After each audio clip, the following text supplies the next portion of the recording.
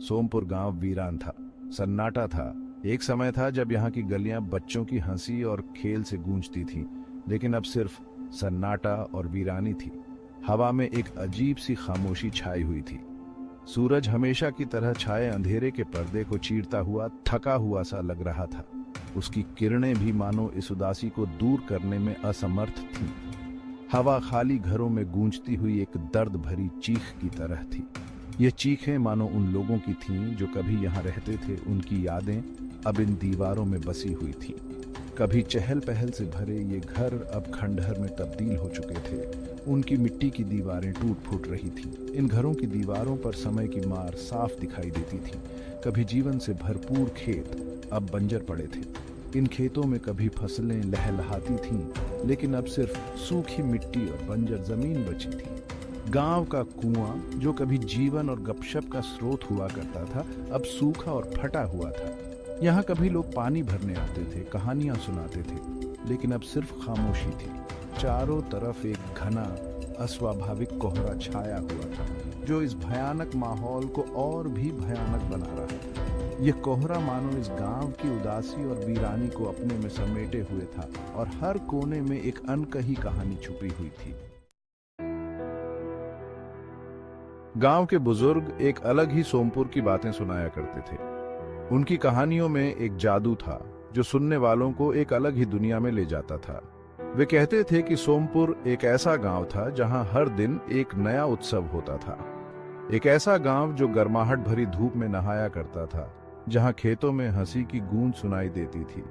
वहां के किसान अपने काम में इतने मग्न रहते थे कि समय का पता ही नहीं चलता था। धूप की किरणें जब खेतों पर पड़ती थीं, तो ऐसा लगता था मानो सोने की चादर बिछी हो। बच्चे धूल में खेला करते थे, उनकी हंसी से पूरा माहौल खुशनुमा रहता था। वे अपने खेल में इतने खो जाते थे कि समय का पता ही नहीं चलता था। उनके खेल में एक मासूमियत थी जो आज के समय में कहीं खो गई है।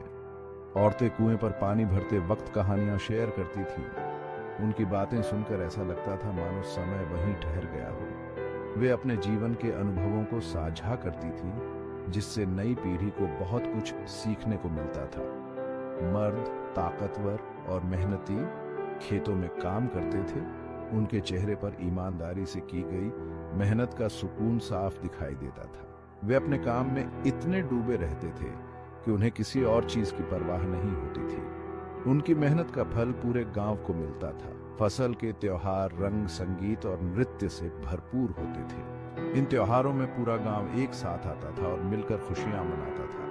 हर कोई अपने तरीके से इस उत्सव का हिस्सा बनता था, चाहे वह नाच गाना हो या स्वादिष्ट पकवान बनाना। सोमपुर का जीवन सादा था, लेकिन खुशियों से भरा हुआ था। वहां के लोग कम में ही संतुष्ट रहते थे और एक दूसरे की मदद करने में हमेशा आगे रहते थे।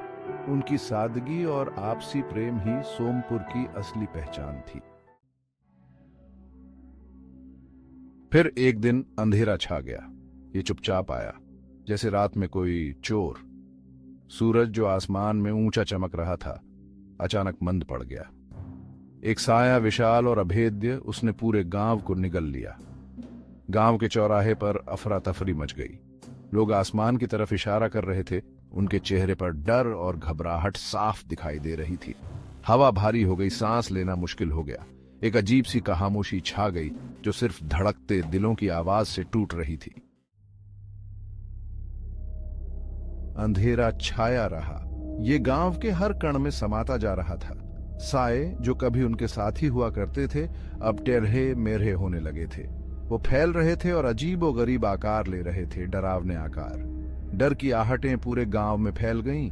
जानवर अजीब व्यवहार करने लगे। उनकी शांति अब घबराहट में बदल गई थी। हवा में फुसफुसाहट गूंज रही थी, ऐसी फुसफुसाहट जो उनकी रीढ़ की हड्डी तक हिला देती थी। कुछ तो बहुत गलत था। भाग 5। गांव का गायब होना। दिन रात में बदलते रहे, लेकिन अंधेरा जस का तस रहा।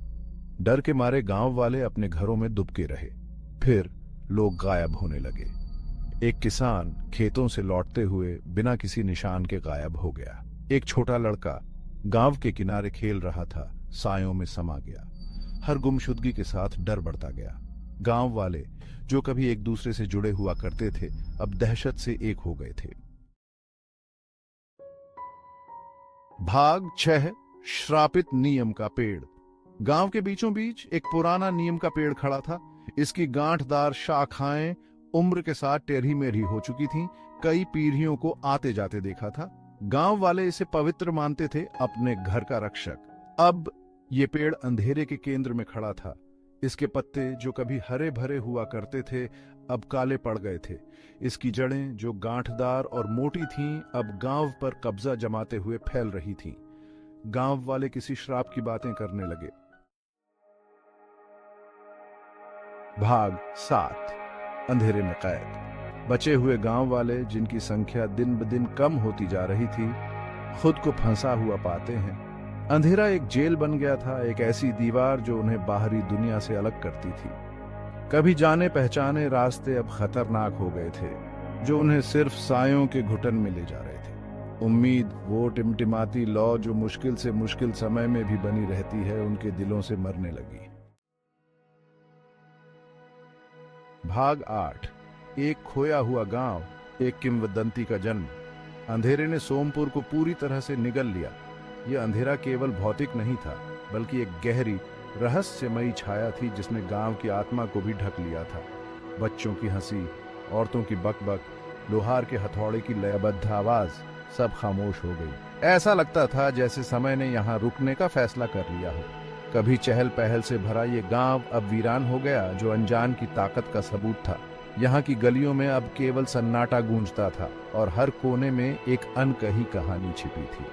सोमपुर की कहानी एक किंवदंती बन गई, जो टिमटिमाती आग के पास धीमी आवाज में सुनाई जाती थी। ये कहानी पीढ़ी दर पीढ़ी सुनाई जाती रही, हर बार कुछ नया जोड़ते हुए, कुछ पुराना मिटाते हुए। अंधेरे की एक सावधान करने वाली कहानी जो रोशनी के किनारे पर छिपी रहती है और लापरवाह लोगों का इंतजार करती है।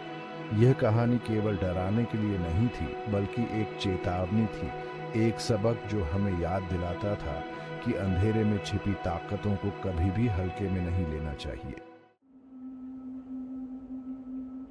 भाग 9 अंधेरा रहता है। आज भी कहते हैं कि अंधेरा वहां रहता है। हवा में एक घना अस्वाभाविक कोहरा छाया रहता है, जो गांव को हमेशा के लिए एक गोदूली में ढक देता है। श्रापित नीम का पेड़ वहां पहरेदार की तरह खड़ा है।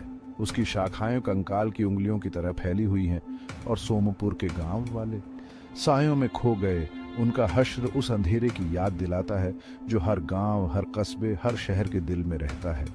वो अंधेरा जो कभी खत्म नहीं होता। वीडियो देखने के लिए धन्यवाद।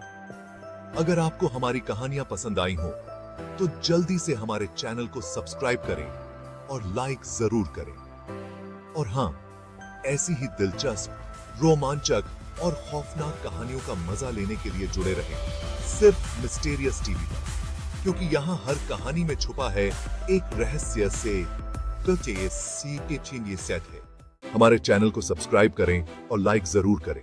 दिलचस्प, रोमांचक और खौफनाक कहानियों का मजा लेने के लिए जुड़े रहें। मिस्टीरियस टीवी पर हर कहानी में छुपा है एक रहस्य।